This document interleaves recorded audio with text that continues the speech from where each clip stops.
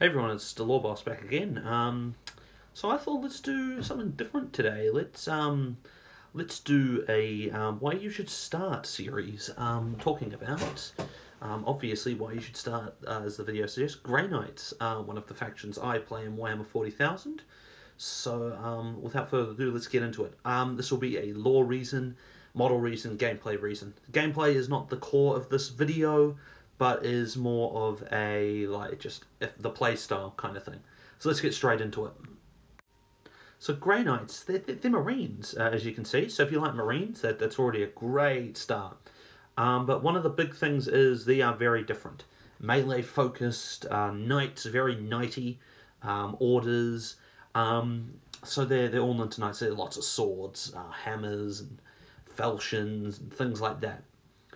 If you like really elite dudes as well, they're great. Not in terms of lore, they're better than the standard Marine by a long shot. They could probably kick in most veterans since they're all veterans themselves. But the big thing is if you like wizards that aren't just old dudes. They're buff. They're really strong. And also their big thing, as you know, is fighting demons. So if you like psychic, demon-killing knight marines, all equipped with power weapons, this is the faction for you. You also have access to some of 40k's coolest characters, including Caldor Drago and Castellan Crow, two complete badasses. And Caldor Drago's a bit of a meme in the community, being like the Doomslayer, since he's stuck in where the Chaos Gods are, and instead of dying or going insane, he kicks demons' ass and actually makes them scared, like the Doomslayer is in his version of hell. So yeah, if you essentially like demon-killing knight marines who can shoot mind bullets at them, then this is the army for you. Now here's the biggest section of each of these videos: models. So first, let's talk about vehicles. I like vehicles, so we're talking about vehicles first. So first off, you have Dread Knights. You have Dreadnoughts as well, but let's talk about Dreadnoughts. Everyone knows what a Dreadnought looks like. Dread Knights are giant Gundam-looking things with massive swords, as you can see on screen. What isn't there to love? Giant Gatling cannons that shoot psychic ammunition, giant flamethrowers, giant cannons that shoot bolts of psychic energy. They are so cool. They were really good when the Codex for 9th edition dropped, but that's not the reason I got one. I got it because giant mecha with giant sword or hammer. So if you like that, that's a big one. Next, I'd like to talk about the main thing of the army that most people do associate with Grey Knights: Terminator units. Most of your units, I think that aren't vehicles, are Terminators. All of your HQs, apart from the Tech Marine, are Terminators. Out on the Brotherhood Champion. Most of you've got a Terminator as troops choices. So you can run a whole army of Terminators.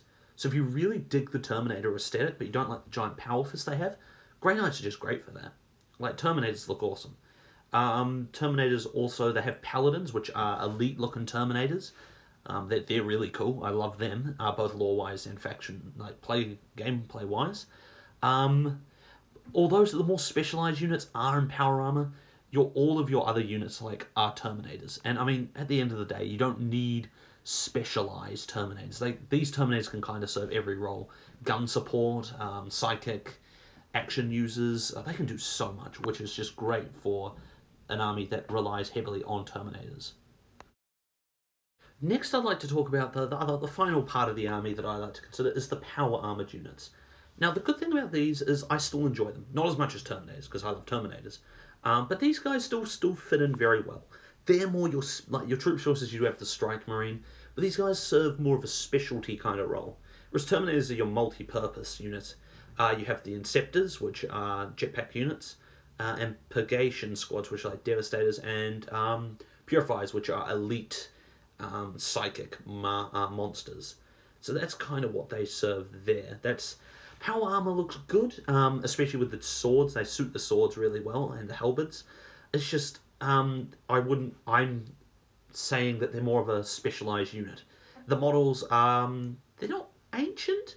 They don't show their age. They fit in with 9th edition perfectly fine. So there is options for players to run a mostly power armored force. So if you want to use some rhinos as well. So you've got access to 4 different units with power armor. which is good, but Terminators do make up a bulk of the Codex. Finally, let's talk about playstyle, shall we? So their playstyle is very elite. Rolling ones in this army hurts. Very elite buffs. When I mean buffs, though, you don't have to Death Star up like a Tau army or some Marine armies. They can buff themselves. They're all relying on their own buffs.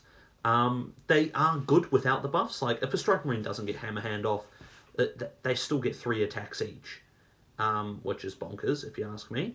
They still get a bucket load of attacks at 2 damage.